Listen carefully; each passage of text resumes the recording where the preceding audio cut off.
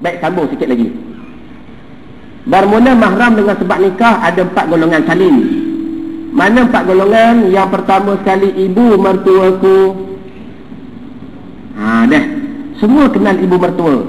Tuan Haji buat bracket. Tidak ibu mertua tiriku. Mak mertua kita sahaja mahram, mak mertua tiri bukan mahram. Kenal mak mertua tiri tak? Yang duk angguk tadi. Dah. Mak mertua tiri kenal tak lagi? Tak kenal mak mertua tiri ni. Bapa mertua kita menikah 2. Dah. Bapa mertua kita menikah 2. Jaga hukum. Bapa mertua hamba menikah 2 dah. Isteri yang pertama, mak mertua hamba lah. Dah. Contohlah isteri pertama dia ada anak perempuan, hamba menikah dengan anak dia, jadi mak mertua. Isteri yang nombor 2 tu bukan mak mertua hamba dah, dipanggil mak mertua tiri.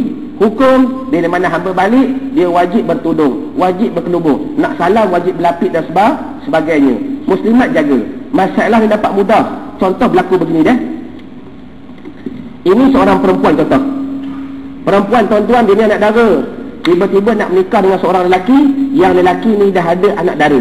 Bermakna anak dara nak bersuami dengan duda. Faham ni ibarat? Yang ni dah ada dara dah, yang ni masih lagi single. Maka berlaku akad nikah. Jaga tuan-tuan. Bila berlaku akad nikah, maka perempuan ini menjadi anak. Sudah. Tak berani jawab dah. Bukan nak marah. Anak tiri lah. Yang ni kan maknya lain, poknya lain. Allahu Akbar dah. Bila dah menikah, perempuan ini dengan anak perempuan ini jadi anak tiri. Anak tiri tuan-tuan, walaupun dijaga macam anak sendiri, bila mana anak perempuan tiri dia ni besar panjang, bernikah dengan seorang suami, maka dia akan dapat menantu tiri. Jaga hukum. Bila mana mereka dah berbuah tangga, balik beraya ke rumah kita, kita sebagai mak mertua tiri wajib bertudung. Kita sebagai mak mertua tiri wajib berkelubur, wajib tutup aurat, nak bersalam wajib berlapik. Sebab apa? Kita dengan menantu tiri hukumnya bukan mahram. Satu. Yang kedua, mahram dengan sebab nikah anak tiri. Tuan-tuan dah mengaji, dah alim dah, buat bracket. Syarat nak jadi anak tiri kena jimak dengan maknya dulu. Bermakna kalau tak jimak dipanggil anak, okey, reti dah.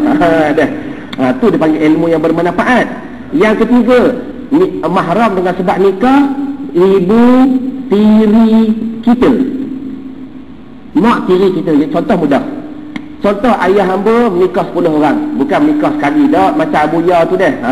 Menikah cerai, menikah mati, menikah lari. Kesimpulannya ibu tiri hamba yang ayah hamba menikah semua ada 10. Hukum hamba dengan 10 tu mahram. Boleh sentuh pegang, tak tanggal wuduk. Mereka boleh buka aurat. Yang penting hamba haram menikah dengan ke-10 tu, sebab dipanggil ibu tiri itu mahram. Dan akhir sekali, mahram dengan sebab nikah menantu. Baik. Semua kenal menantu tuan-tuan. Menantu kita mahram. Dan kalau menantu kita beranak, berjimak dengan anak kita, keluar anak dipanggil cucu. Jaga. Kalau dia berjimak dengan anak kita, tapi kalau anak kita mati, menantu kita menikah lain, keluar anak bukan cucu. Jaga dah. Ulang balik. Contoh ni anak lelaki tuan-tuan, ni anak lelaki tuan-tuan. Maka dia menikah dengan seorang perempuan, kita dapat menantu. Menantu ni haram kita menikah sampai syurga besok. Dipanggil haram mu'abbad. Kalau beranak pinak, yang beranak dipanggil cucu kita dah, maka semua tu mahram. Tiba-tiba anak kita mati, anak lelaki kita mati. Habis edah menantu kita, dia menikah dengan suami baru. Yang ni bukan anak kita. Faham ni ibarat? Bila mana mereka bersama, tiba-tiba beranak pinak, yang keluar ni pula kalian ni bukan mahram. Jaga. Kecil tak apa lagi. Kalau besar, atuk balik ke rumah kita, bosa panjang dah, nafsu syahwat sebagainya, maka wajib berlapik. Faham ni ibarat? Wallahu a'lam. Jadi begitulah kesimpulannya tuan-tuan daripada hamba yang jahil pada subuh ni, membincangkan 13 golongan. 7 dengan sebab nasab, 2 dengan sebab radha'ah susuan, 4 dengan sebab nikah, golongan yang dikatakan mahram. Dan terpenting sekali selepas daripada ini, perbanyakkan bertawakal dan berserah kepada Allah Ta'ala. Kenapa? Hamba terima banyak komplain. Bukan komplain apa dah, dia kata ustaz bagus dah, kami dah mengaji masalah mahram, tapi takut-takut begini. Balik ke kampung besok, selama ni balik bersalam, tiba-tiba kali ni balik tak bersalam pula. Hamba kata siapa suruh tak bersalam? Sebab tu hamba nak tegaskan, kita mengaji suruh lagi bersalam, tapi bersalam dengan cara yang betul. Dia jawab pula, betul lah ustaz, tapi sebelum ni bersalam tak berlapik. kali ni bersalam nak berlapik pula, takut pak saudara tu berasa hati. La ilaha illallah. Banyak yang berjumpa rungutan begini. Jadi ingat tuan-tuan, tak masalah-masalah berasa tak berasa itu bukan kerja kita, tu kerja Allah Subhanahu Wa Taala. Kesimpulan, kalau kita ikat dengan Tuhan ni betul, kalau kejap hati tauhid dengan Tuhan, yang buat hati pak tu siapa? Tuhan. Ya muqallibal qulub, wahai Tuhan yang membolak-balikkan hati manusia. Ya Allah, aku serah pada kamu, aku minta nak beramal. Kalau Tuhan takdirkan baik, bermakna walau tak bersalah pun pak saudara kita tak berasa hati. Satu. Yang kedua, kalau penuh sangat tuan-tuan, gunakan hillah. Sebab tu pekah ni ada hillah. Hillah macam mana? Oh, ni ada wuduk ni tak sembahyang duha lagi, bohong sikit, contoh dah.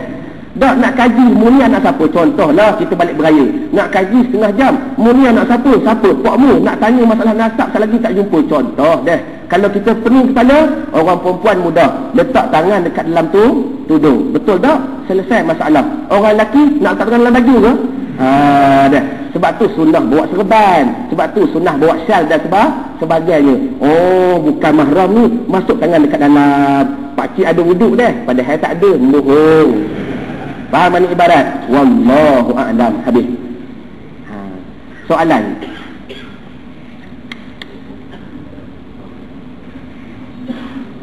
Lepas daripada ni semua kena boleh serban letak pun tak apa dah. Usah kata orang panggil haji, kok dia orang nak panggil haji pun. Allahu akbar. Baik, soalan. Ya, Haji sila.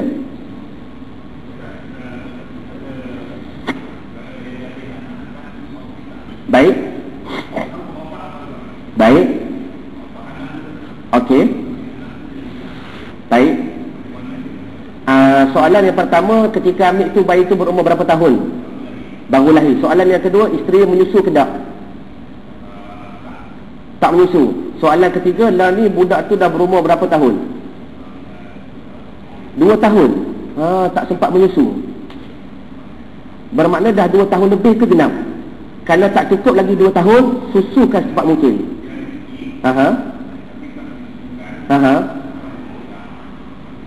Baik. Takdir kata kalau tak sempat buat kaedah tadi, kecil lagi tak apa, tapi bila mana budak tu dah akil balik, hubungan dia dengan mak angkat tadi dah wajib bertudung pula. Dalam rumah kena bertudung. Sebab apa? Anak tu bukan mahram lagi. Kalau kecil lagi dimaafkan. Dah. Satu kaedah. Kaedah yang kedua, kalau nak jadikan anak tu mahram boleh. Yang pertama sekali, kalau kita pula ada anak perempuan, kita nikahkan keduanya.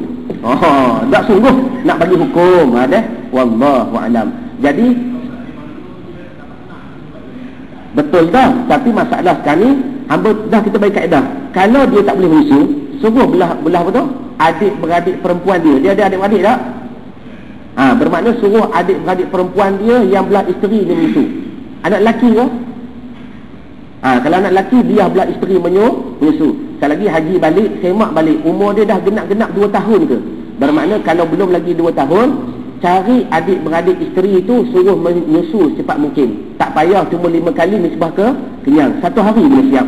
Faham mana ibarat? Tapi kalau tak sempat disusukan, bermakna tak dapat nak tolong. Melainkan kita menjaga perihal aurah, bersalam, berpegang dan sebagainya. Wallahu a'lam.